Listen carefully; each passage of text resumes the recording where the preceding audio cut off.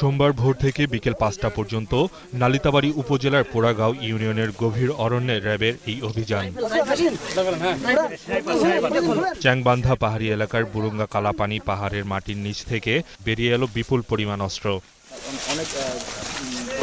প্রায় ১২ ঘন্টার অভিযান শেষে র্যাবের আইন ও গণমাধ্যম শাখার পরিচালক উইং কমান্ডার মুফতি মাহমুদ সংবাদ সম্মেলনে অভিযানের বিস্তারিত জানান।